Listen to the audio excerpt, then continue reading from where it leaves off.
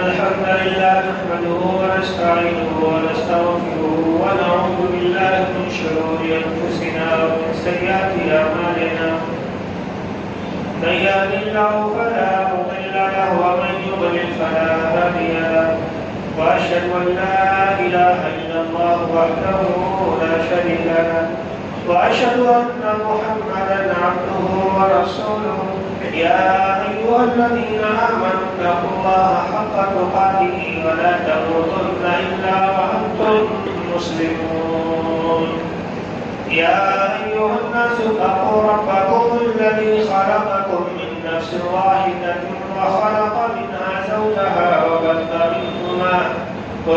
منهما رجالا كثيرا ونساء واتقوا الله الذي تساءلون به والأرحام إن الله كان عليكم رقيبا يا أيها الذين آمنوا اتقوا الله وقولوا قولا سديدا يصلح لكم أعمالكم ويغفر لكم ذنوبكم ومن يطع الله ورسوله فقد فاز فوزا عظيما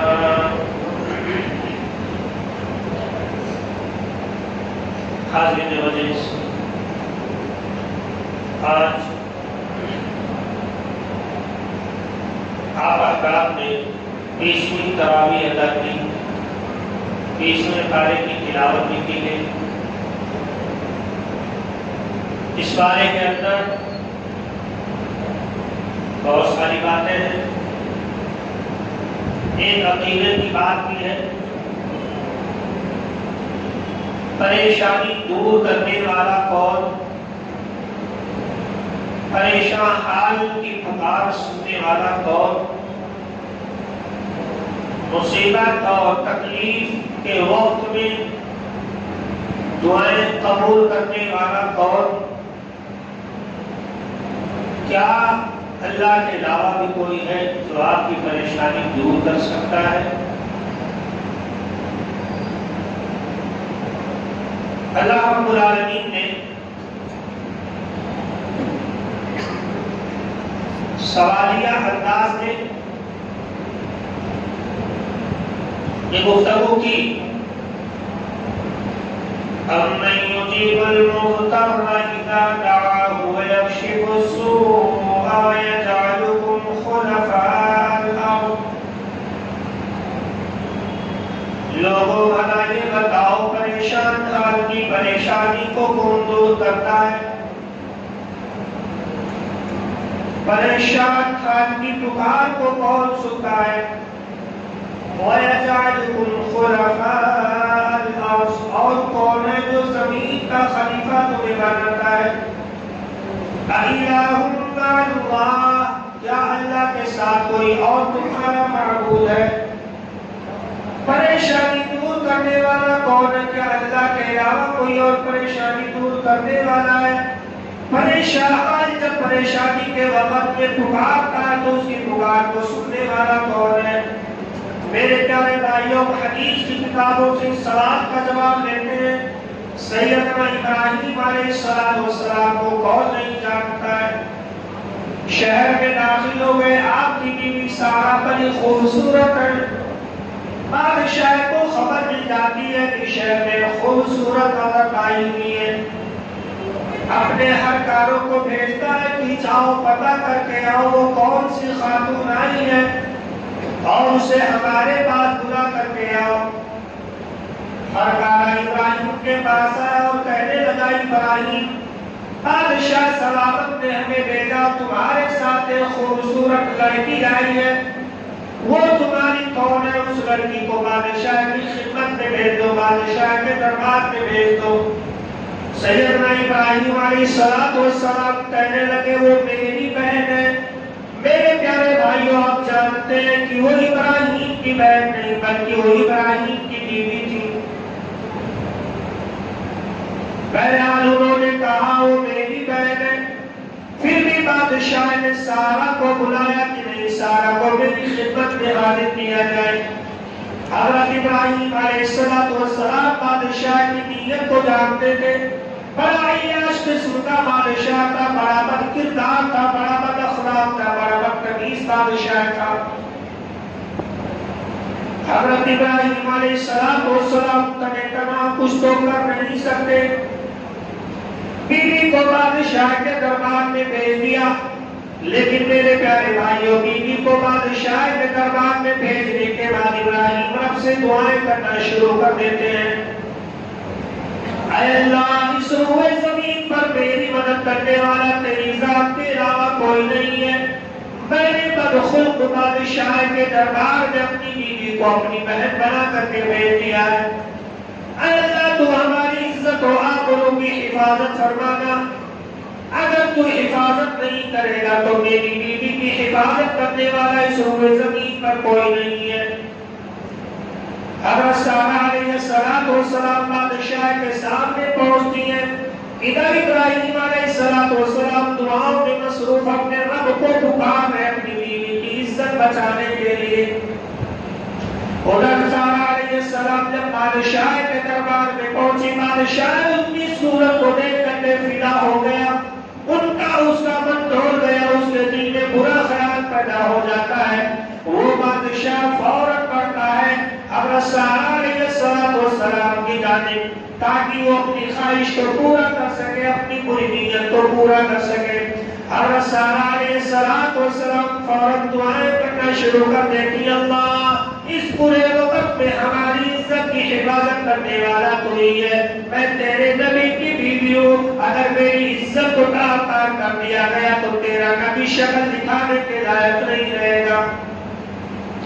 بادشاہ کے دربار میں سارہ علیہ السلام نے دعائیں کرنا شروع کر دی، کوئی ان کی مدد کرنے والا نہیں، کوئی ان کا ہیلپ کرنے والا نہیں، جو وہ دعا کرتی ہیں بادشاہ ان کی جانب جیسے ہی ہاتھ بڑھاتا، بادشاہ کا ہاتھ شل ہو جاتا، بادشاہ کا ہاتھ پیچھے گر جاتا ہے، بادشاہ زمین پر گھس کر تڑپنے لگتا ہے۔ میرے پیارے بھائیوں پھر بادشاہ سارہ علیہ السلام سے التجا کرتا ہے، فریاد کرتا ہے کہ اے سارہ مجھ سے غلطی ہو گئی، تم اپنے رب سے دعائیں کر دو مجھے ٹھیک کر دے۔ میرے پیارے بھائیوں سارہ نے دعائیں کہ اللہ اس بادشاہ کو صحیح سلامت کر دے، اللہ نے بادشاہ کو صحیح سلامت کر دیا۔ جیسے ہی بادشاہ صحیح سلامت ہوتا ہے دوبارہ سارہ کی جانب پوری نیت سے ہاتھ بڑھانے کی کوشش کرتا ہے، ہاتھ بڑھانے کی کوشش کیا، حضرت سارہ نے پھر دوبارہ اللہ کو پکارا، اللہ سے دعائیں کہ اللہ نے پھر دوبارہ اس کے ہاتھ اور پیر کو شل کر دیا، وہ زمین پر رگڑنا شروع کر دیتا ہے۔ میرے پیارے بھائیوں پھر وہ بادشاہ سارہ سے کہتا ہے سارہ تم اپنے پروردگار کو پکارو، وہ میری طبیعت صحیح کر دے، میری اس بیماری کو دور کر دے، اگر تم اللہ سے دعائیں نہیں کرو گے تو نہ جانے لوگ مجھے کیا کہیں گے۔ وہ رونا دھونا شروع کر دیتا ہے، حضرت سارہ اللہ سے دعائیں کرتے ہیں اللہ اس بادشاہ کو ٹھیک کر دے ورنہ قتل کا الزام کچھ بنا جائے گا۔ میرے پیارے بھائیوں بادشاہ دوسری مرتبہ بھی ٹھیک ہو گیا، ابھی سارہ علیہ السلام وہاں پر موجود ہے، تیسری بار وہ بادشاہ آپ کی جانب پوری نیت سے ہاتھ بڑھاتا ہے تاکہ آپ کی عزت کو تار کر دے۔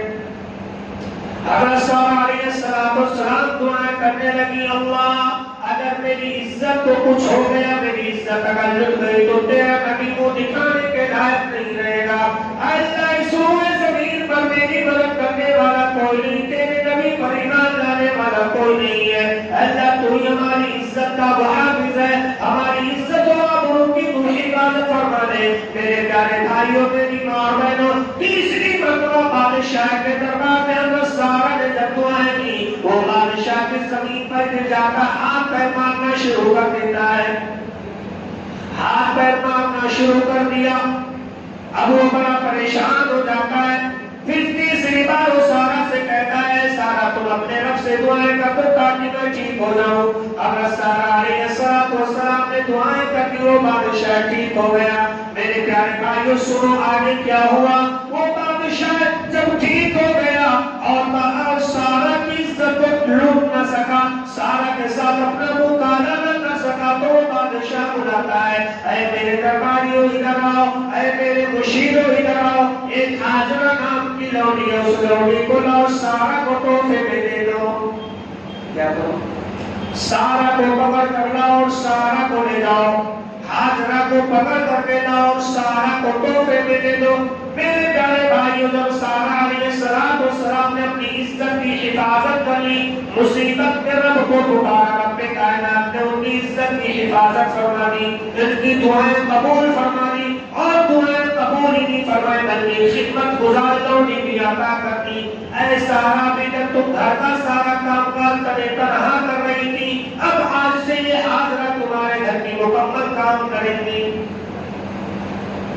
أَمَّن يُجِيبُ الْمُضْطَرَّ إِذَا دَعَاهُ وَيَكْشِفُ السُّوءَ۔ اے دنیا والوں، یہ بتاؤ کہ جب پریشان حال پریشانی کو پکارتا تو اس کی آواز کون سنتا ہے؟ پریشان حال کی پریشانی دور کرنے والا کون ہے؟ کیا اللہ کے علاوہ کوئی اور ہے؟ میرے پیارے بھائیو، ہرگز نہیں، قطعی نہیں، بالکل نہیں۔ پریشانی کے وقت میں پریشانی دور کرنے والا صرف اللہ رب العالمین ہے۔ پریشان حال کی پکار کو سننے والا صرف اللہ رب العالمین ہے۔ حضرت ابراہیم کو آگ میں ڈال دیا گیا، اتنی اونچی آگ جلائی گئی، اتنی زیادہ آگ جلائی گئی، مشرکین کی عورتوں نے یہ منت مان لیا تھا، مشرکین کی عورتوں نے یہ نظر مان لیا تھا کہ آج کے دن ہم کھانا نہیں بنائیں گے جب تک کہ ابراہیم کو ہم جلا نہ دیں۔ مشرکین کی عورتوں نے اپنے گھر میں آگ نہیں جلایا، جو لکڑی کھانا بنانے والی تھی وہ لکڑی لے جا کر کے اس آگ میں ڈال دیا جس آگ میں ابراہیم کو جلانا تھا۔ میرے پیارے بھائیوں، بہت ہی برف آگ جلتی ہے، بہت ہی تیز آگ جلتی ہے، اس کے ارد گرد اگر کوئی آ جائے تو وہ بھی جل کر راکھ ہو جایا کرتا ہے، اتنا خطرناک تھا۔ حضرت ابراہیم علیہ السلام کو آگ میں اٹھا کر کے پھینک دیا گیا۔ حضرت ابراہیم نے صرف ایک دعا کی، حسبنا اللہ ونعم الوکیل۔ اے اللہ، میں تو آگ میں ہوں لیکن تیری ذات آسمان کے اوپر ہے، تیرا وعدہ ہے تو اپنے بندوں کی حفاظت فرماتا ہے۔ اللہ، میں تیرے علاوہ کسی کو نہیں پکارتا، اس آگ کے بیچ میں بھی تیرا خلیل آگ تجھی کو آواز دے رہا ہے۔ اے اللہ، میری آواز کو سن لے، میری پکار کو سن لے، میرے تیرے علاوہ کوئی میری آواز کو سننے والا نہیں، تیری ذات کے علاوہ کوئی میری دعا قبول کرنے والا نہیں۔ حسبنا اللہ ونعم الوکیل۔ اے اللہ، میرا بھروسہ تجھی پر ہے، تو ہی بچانے والا، تو ہی پریشانی دور کرنے والا ہے۔ ابراہیم آگ میں ہے، کرسی پر بیٹھے ہوئے، میرے پیارے بھائی، اس آگ کے بیچ میں ایسی آگ مفسرین کہتے ہیں اگر اس آگ کے ارد کوئی شے آ جاتی ہو تو جل کر راکھ ہو جاتی۔ میرے پیارے بھائیوں، آگ کے بیچ میں ابراہیم نے رب کو پکارا، حشر کیا نکلا نتیجہ کیا ہوا؟ آواز آئی، قلنا یا نار کونی بردا وسلاما علی ابراہیم۔ اے آگ، تجھے میں نے پیدا کیا دنیا کو جلانے کے لیے، اے آگ، میں نے تجھے پیدا کیا تاکہ تیرے ذریعے سے لوگ کھانا بنا لے، اے آگ، میں نے تجھے جلانے کے لیے پیدا کیا، لیکن آج رب کائنات اپنے خلیل کے لیے اپنا قانون توڑتا ہے۔ اللہ تعالیٰ نے کہا، اے آگ، ابھی کا بھی رب نے اپنا قانون توڑ دیا ہے، یا نار کونی بردا وسلاما علی ابراہیم۔ اے آگ، تو سلامتی والی آگ بن جا، تو جلانے والی آگ نہ رہی۔ میرے پیارے بھائیوں، آگ کا کام جلانا ہے، آگ کا کام ہر شے کو جلا دینا ہے، لیکن جب اللہ والے اللہ کو پکارتے تو اللہ تعالیٰ اپنا قانون بدل دیا کرتا ہے۔ یہاں پر دیکھو، ابراہیم نے اپنے رب کو پکارا تو اللہ تعالیٰ نے اپنا قانون ہی بدل ڈالا۔ قرآن میں موجود ہے کہ نہیں؟ آ جائے، قرآن میں موجود ہے۔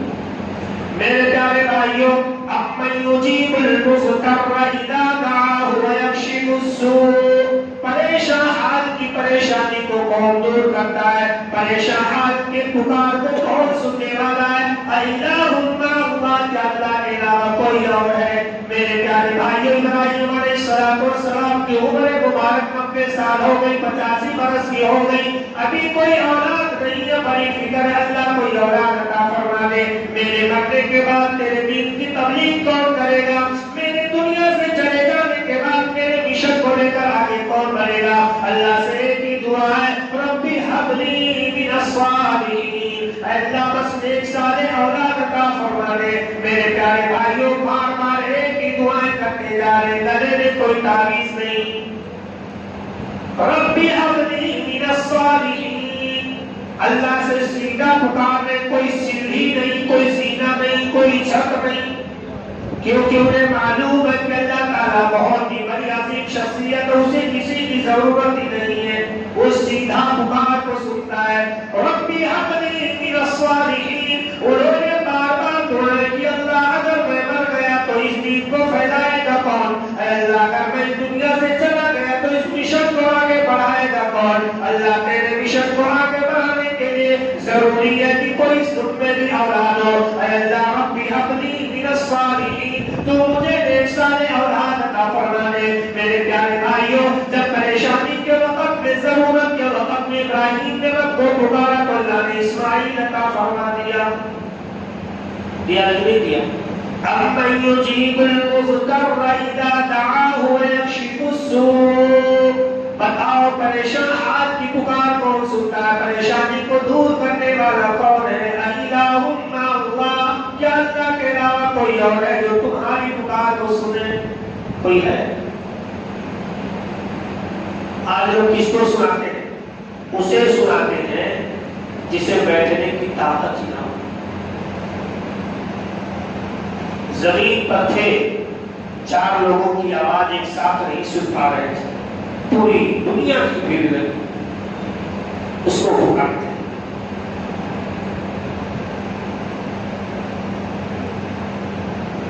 آپ حضرت یونس علیہ السلام کا نام سنا؟ اپنی قوم میں دعوت دینے کے لیے آئے، قوم کو سمجھا رہے، قوم نہیں مان رہی ہے، راہ ہدایت کی جانب بلا رہے، قوم نہیں آ رہی ہے، سرکشوں بار بار بلا رہے، بھائی آ جاؤ، یہ برا کام اسے چھوڑ دو، یہ بھلائی کا راستہ اس پر آ جاؤ، نہیں مان رہے، نہیں آ رہے۔ حضرت یونس علیہ السلام غصہ ہو گئے، چھوڑ ساری قوم والوں کو چل دی، مارو چاہے کھنس جاؤ زمین میں، اب یونس تمہارے درمیان نہیں رکنے والا۔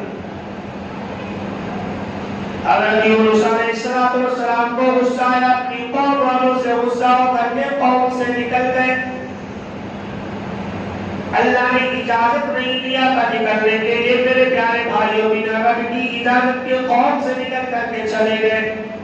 سمندر سے پار ہونا تھا، سمندر اس پار جانا چاہ رہے تھے، جو ہی سمندر میں کشتی میں سوار ہوئے، اللہ تعالیٰ نے مچھلی کا لقمہ حضرت یونس کو بنا دیا۔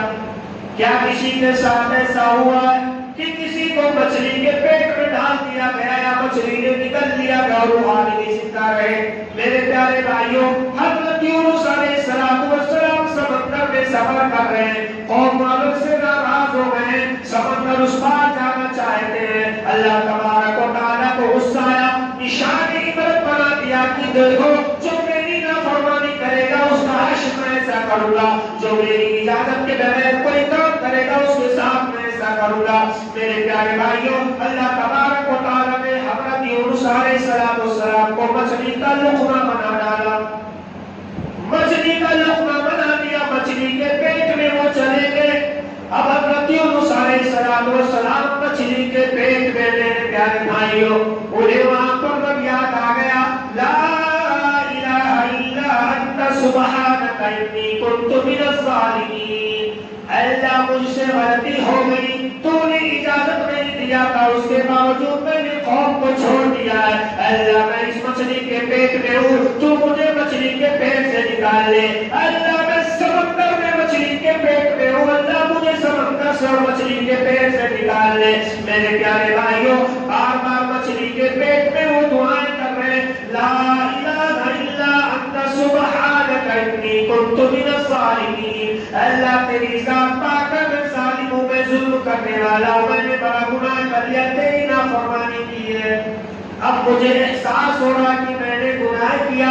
میرے پیارے بھائیوں، انسان کو جو ہی اپنی غلطی کا احساس ہو جائے، انسان کو فوراً اللہ کے بارگاہ میں ہاتھ اٹھا کر کے دعائیں کر لینا چاہیے۔ دیکھو حضرت یونس علیہ السلام سمندر پر نہیں، زمین پر نہیں، بلکہ دوسرے مخلوق کی پیٹ میں چلے چلے گئے، اللہ کو پکارنا شروع کر دیا۔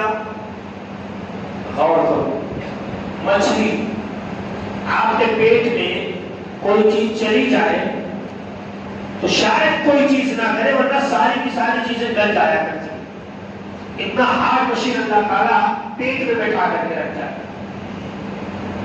لیکن یونس جب گئے مچھلی کے پیٹ میں تو گلے نہیں اور مچھلی نے ان کو کھایا نہیں، بلکہ مچھلی کے پیٹ کو اللہ تعالیٰ نے یونس کو مسکن اور گھر بنا دیا۔ اللہ تعالیٰ سے جو ڈرتا ہے، اللہ سے جو خوف کھاتا اللہ تعالیٰ اس کو نہ جانے کہاں کہاں جگہ عطا فرماتا۔ مچھلی کے پیٹ کو رب نے یونس کا مسکن بنا دیا، مچھلی نے کھایا نہیں۔ اب سوچو اللہ تعالیٰ کیا ہے، اللہ کی ذات کیا ہے، وہ انسان کی حفاظت کہاں کر سکتا ہے اور کیسے کر سکتا ہے۔ مچھلی کا پیٹ میں یونس ہے، مچھلی نے کھایا نہیں ان کو، کوئی انگلی ان کی کٹی نہیں، کوئی پیر ان کا کٹا نہیں۔ اور جب انہوں نے رب سے دعائیں کی نا کہ اللہ ہمیں مچھلی کے پیٹ سے نکال دے، تو اللہ تبارک و تعالیٰ نے ان کو مچھلی کے پیٹ سے نجات بھی دیا، نکال بھی دیا۔ اللہ صحیح سلام۔ أَمَّنْ يُجِيبُ الْمُضْطَرَّ إِذَا دَعَاهُ وَيَكْشِفُ السُّوءَ۔ اے دنیا والو یہ بتاؤ پریشان حال کی پریشانی دور کرنے والا کون ہے؟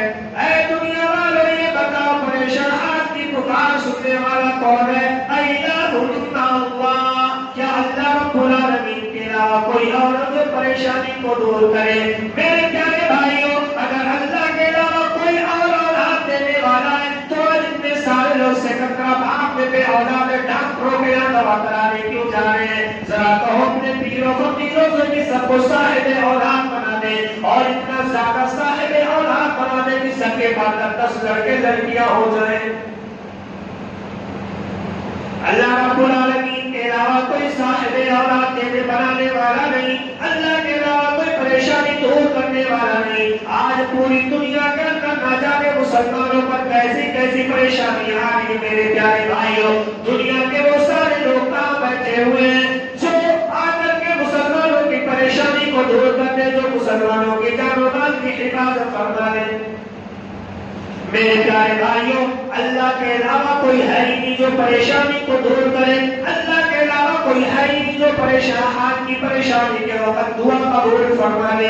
اللہ کے نبی صلی اللہ علیہ وسلم کے بارے میں کون نہیں جانتا، غزوہ بدر کے میدان میں اللہ کے رسول نے دعائیں کرنا شروع کر دی، اے اللہ یہ مسلمان اور اسلام اور کفر کی یہ پہلی جنگ ہے، یہ 313 کی جماعت ہے، اس میں بوڑھے بھی شامل ہیں، اس میں بچے بھی شامل ہیں، اس میں عورتیں بھی شامل ہیں، اس میں بچیاں بھی شامل ہیں۔ کسی کے پاس تیر ہے تو تلوار نہیں، کسی کے پاس نیزہ ہے تو ڈھال نہیں۔ اللہ تعالیٰ اگر یہ مٹھی پر جماعت اگر آج ہلاک کر دی گئی فلا توبہ کر دیا ہو تو آج کے بعد اس روئے زمین پر تیرا نام لینے والا کوئی نہ ہوگا۔ میرے پیارے بھائیوں، پریشانی کی گھڑی ہے اور اسلام و کفر کی پہلی جنگ ہے۔ اللہ کے رسول ہاتھ اٹھاتے ہیں، صحابہ کرام ہاتھ اٹھاتے ہیں، سب کی زبانوں پر بس ایک ہی دعا ہے، اللہ یہ کیسی پریشانی اور کیسی آزمائش ہے، پوری روئے زمین پر مسلمانوں کی تعداد صرف 313 ہے۔ اے اللہ اگر آج یہ مٹھی پر جماعت خراب کر دی گئی، اگر یہ مٹھی پر جماعت مٹا دی گئی فلا توبہ بعد اليوم، تو آج کے بعد اس روئے زمین پر تیرا نام لینے والا کوئی نہ ہوگا۔ میرے پیارے بھائیوں، اللہ رب العالمین نے اپنے حبیب و صحابہ کرام کی دعائیں قبول فرمانی۔ أَمَّنْ يُجِيبُ الْمُضْطَرَّ إِذَا دَعَاهُ وَيَكْشِفُ السُّوءَ، بھلا بتاؤ پریشانی کے وقت میں پریشان حال کی دعائیں قبول کرنے والا کون ہے؟ کوئی ہے اللہ کے علاوہ؟ ہمیں اپنے عقیدے کی اصلاح کرنا چاہیے۔ ہم اور آپ میرے پیارے بھائی سب کچھ جانتے ہیں، سب کچھ جانتے ہیں، لیکن پریشانی میں ہوپلیس ہو جاتے ہیں۔ ابھی دعا یونس کا ذکر جو میں نے کیا، بات ادھوری رہ گئی۔